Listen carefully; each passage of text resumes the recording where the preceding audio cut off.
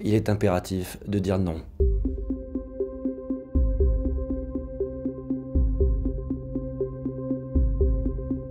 Il faut dire oui tout simplement pour vivre. Le problème, c'est que ce consentement pétrifie progressivement la vie, et en particulier la vie de l'esprit. Au bout d'un moment, ça s'appelle la routine, ça s'appelle l'habitude. Mais s'il y a acceptation, qu'elle soit toujours travaillée par une espèce de réticence, de vigilance, et cette vigilance, c'est le non.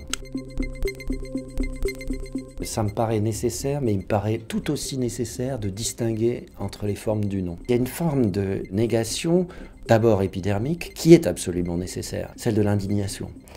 Alors l'indignation, c'est quelque chose qui est, comme vous le savez, hyper valorisé, mais malgré toutes les dérives, le vide intellectuel que ça peut représenter, elle témoigne quand même d'une réaction morale épidermique. Et contrairement à ce qu'on peut penser, cette négation première n'est pas la fermeture, c'est pas la fin de la discussion, c'est le début de la discussion. Sur cette chose-là, je ne transige pas. C'est-à-dire, vous pouvez encore une fois me dire tous les arguments que vous pouvez qui vous permettront de justifier le fait qu'on traite les êtres humains comme des animaux, et bien c'est non. Quand bien même ce non serait irrationnel, il est l'entrée par effraction, d'une certaine manière, de la morale dans la politique. Mais il ne faut pas s'en tenir, évidemment, à ce non.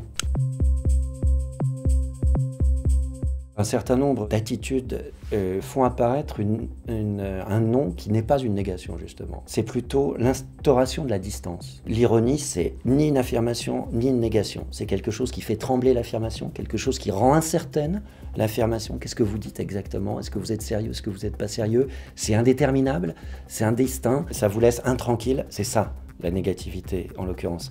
La pudeur, c'est aussi et paradoxal que ça puisse paraître, c'est une première prise de distance, non merci, ou une réticence, non merci, qui permet la communication, qui permet le rapport à l'autre, tout simplement parce que ça introduit une distinction. C'est pas introduire une négation frontale, c'est dire, voilà, nous sommes deux, différents, et nous commençons à communiquer. Ces modes sont absolument vitaux pour la constitution de l'intersubjectivité et, j'allais dire, de l'ordre social.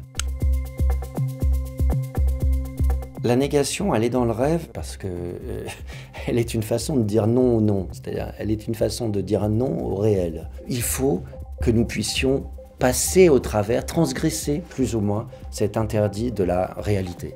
Et le rêve, pour ça, c'est formidable. C'est une des inventions psychiques les plus merveilleuses par lequel la négation établit un espace entre le monde réel et nous. Et cet espace est absolument vital.